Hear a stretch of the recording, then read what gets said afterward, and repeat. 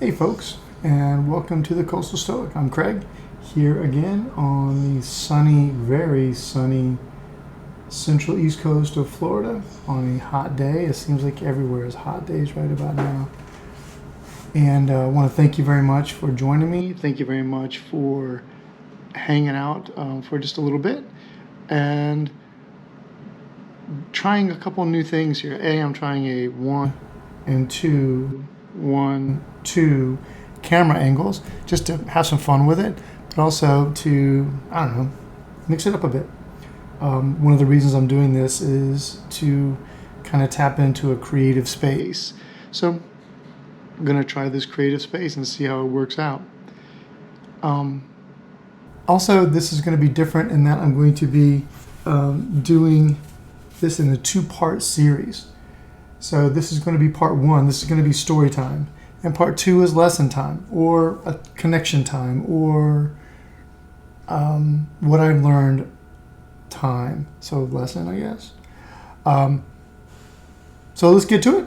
Thank you for joining me. If you enjoy what you hear or you enjoy these videos at all, like them. If you wish, would appreciate comments. That's nice. Or any kind of, if you want to subscribe, that'd be great too. But regardless, enjoy. Let's go. Well, I want to talk today about a couple of things. And I want to bring 2 people, not on here because they both passed, but 2 influences of my life that really made an impact on me and kind of connect the then and the now. That's one of the things that I find that we kind of lose or don't really understand or mistake, I think, is that I hear from people who find out that I'm a teacher, like, oh my gosh, you what? You're a teacher? These kids today, they're terrible. They don't behave. They're so entitled. They're so this, they're so that. And honestly, I don't find a lot of difference in kids today than when I was a kid and when we were kids, or whoever, if you're my generation, whomever. I think kids now and 20 years ago and 40 years ago and 60 years ago are very similar. Are there different stimuli? Are there different influences? Are there different levels of tolerance? Sure, I guess that is the case because, I mean, that's the way it's been, I think, since the dawn of children. But in their core, kids today, what do they want? They want to be cared about. They want to be heard. They want to be respected. They want to be treated well. They want to be understood. And who the hell can understand people? Like, my parents didn't understand me, but such is life. And to my parents, when I was 12, they split up. Not the norm for my crew. Not that divorce is common today, for sure, but when I was a kid, that wasn't the case. Most of my people that I hung out with, their parents were married and are still married if they're still around, and my parents were not. They got divorced when I was 12, like I just said, and this made me an anomaly to my friends, and there was a lot going on in my head, and I took the route of exploding. I was wild. I did not behave myself. I took great risks, survived them, unlike everybody I know. Some people did not survive, but I exploded, and in the midst of this beginning, to quell it, 2 people, my Aunt Shirley and Uncle Charles, stepped in and were a refuge for me in many ways. They lived a different life than my brother, my mother, and I. My father was living in Louisiana when this all happened. He worked remotely and he was up there. He comes back and eventually lives in Tampa. But at that time, I didn't understand. I was incapable of understanding. But at the time, my emotions, my belief in myself, my self-respect, my respect for others, lacked influence. In other words, it lacked a role model. And when I was 14, 1979, my aunt and uncle and my aunt Cheryl and Uncle Charles invited me on a trip. It was on their boat, and it was to go scalloping. They lived in Treasure Island, St. Petersburg, and I lived in Orlando.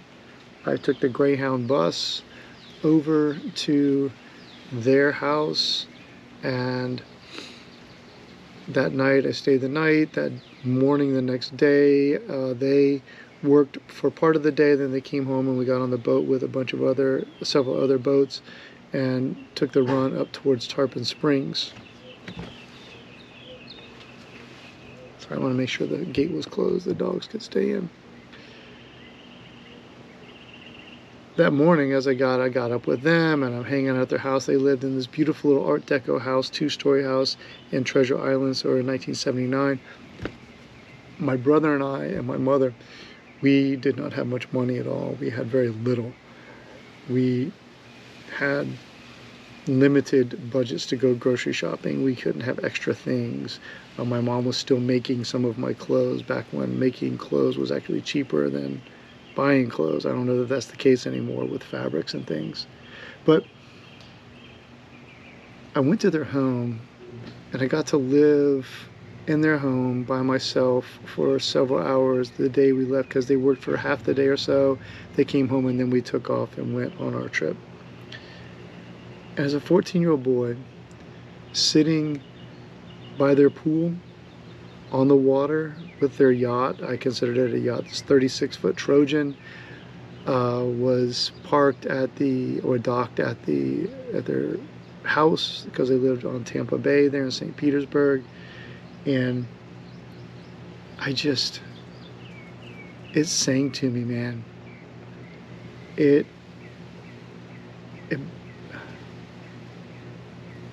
was something that really impacted me a lot. And they came home and they were so kind and so generous. They lived a lifestyle that I could only imagine and dream of. Not the stuff, their love for each other, their kindness, their selflessness, their generosity, their taking no bullshit from a punk like me, them calling me out on stupid shit I did. It was something I needed. So we get on the boat, packed up for several days on the boat to go up to Tarpon Springs, Homosassa area, to catch scallops. And I'll post a picture of scallops on here, attach a picture of scallops. But it is so much fun. It's a booming industry over in Homosassa and Cheskawiska and Crystal River and these places these days. But you snorkel around in 3 feet, 4 feet of water, 5 feet of water, and look for scallops, and you collect as many as you can and eat them up. It's stupid fun. So we get on the boat at their home. We untie from the dock. I watched them work as this well-oiled team. My uncle Charles, he had a medical supply business, but he also was a charter captain. My Aunt Shirley was like the queen of tarpon over in St. Petersburg, fishing tournaments and winning tournaments. And my uncle fished with other people and won prize money with them. They took me to my first tournament, captain's parties and awards parties. It was just the opening to an incredible lifestyle which changed me. But on this particular trip, we get on the boat and my Aunt Shirley, who's larger than life, just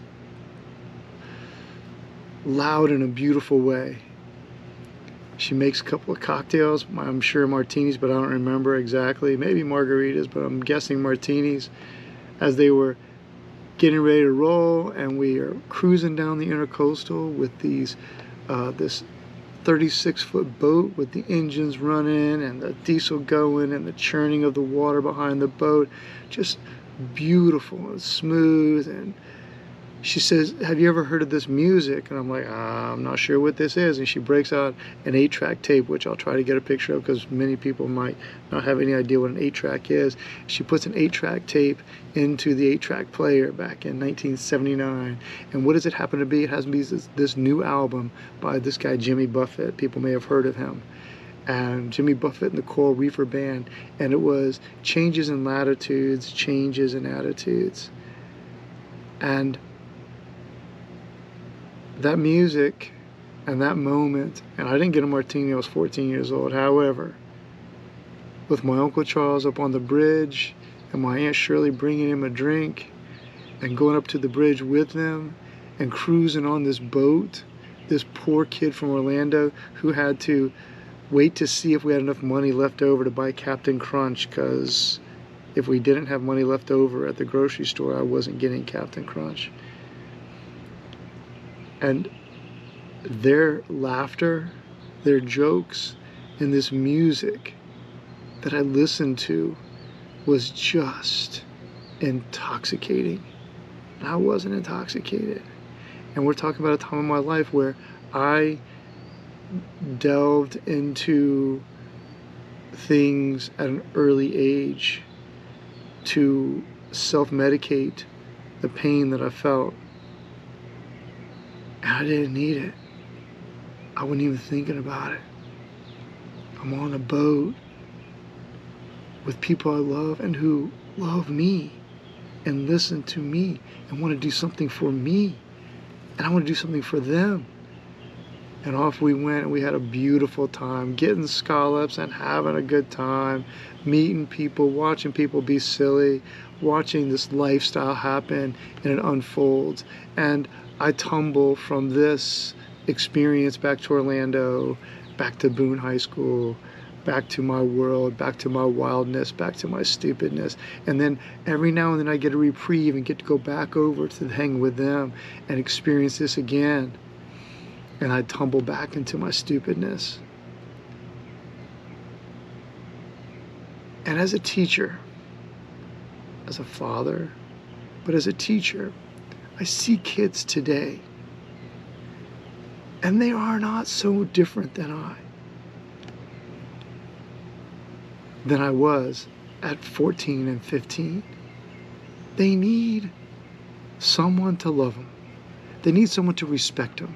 They need someone to care about them. They need someone to help them experience the things in life that they need to experience, to open their eyes to new ways of thinking, new ways to be, and especially if they're in terrible, dark places, like I felt I was, and quite frankly, I was. They need that. They don't need more apps. They need more mentors. They need more people. And fast forward a few years later, when I wrote or called, I can't remember, my Uncle Charles, and I'm like, hey, because I spent a lot of time on their boats. I said, can you sign off on some sea time for me? I had gone through high school, I'd gone into the Army, I got out of the Army, and I was working in West Palm with some people on these dive boats, and he did. And it helped me get my captain's license. And there was a time my buddy Eric and I, we would be on the bridge of the Gulfstream Diver 3 cruising over to the Bahamas, and I just remembered that trip to Tarpon Springs. So if we fast forward to now, and a couple of weeks ago I was feeling a little nostalgic. Both Aunt Shirley and Uncle Charles have passed away. Aunt Shirley more recently, Uncle Charles a few years ago. And as I got nostalgic about them and about where I am, I'm sitting back here in my alcove, my tiki alcove, with my little house. That's not the house, that's a shed, but the little house, and with my dock and my boat. Now, granted, it is not a 36-foot Trojan sport fish. It's a 26-foot Andros tarpon 26. But I have the pool getting put in, have the boat, and this path, this trajectory, this life that I've lived truly began at 14, and I would have had no way of knowing that was going to be the case. Now, I don't want to be them. They were them, I'm me. And things are not exact for sure. I'm not a business person, I'm a teacher. But I want people to think about how they're engaging with kids, with students if you're a teacher, with your kids if you're parents, coaches, and think about how we engage with these kids and understand that our influence on them and our influence on the people around us doesn't necessarily pay dividends at that moment in that space that we're in. But if we love the people, if we take care of the people, if we respect the people, if we're selfless more than we're selfish, if we respect, if we listen, we don't know where we're going to send them. And in the end, I don't think that's changed. I don't think that's different today than it was, well, in 1979, in 1949, in 1929.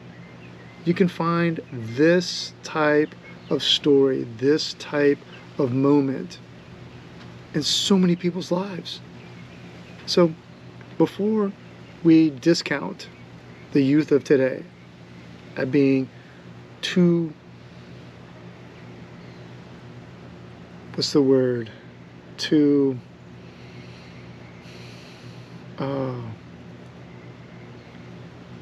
entitled. That's the word, too entitled. Now, Mark Manson writes The Subtle Art of Not Giving a Fuck, and he talked about entitlement, and for sure, but I think people have been entitled forever, or felt entitled, and I think now it's just exacerbated by, or exaggerated, maybe exacerbated and exaggerated, yeah, by social media for sure, by other people for sure, by television, by YouTube, for crying out loud, influencers. I talk to middle schoolers these days and I want to be an influencer. Well, okay. And I'm fine with influencing, as long as you're influencing in the right way, or what I consider to be the right way. And my consideration goes to kindness, respect, listening, love. You know, I don't think they're that different. So, as you look at kids today, think about yourself as a kid in the past, and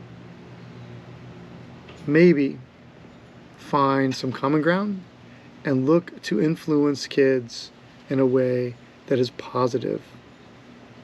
And that's all I got for today. Hope you have a great week. Thank you very much for listening. Thank you very much for participating. And if you push the like button. And if you would like to get more of these, subscribe. Love to have you. And having a blast. Thank you.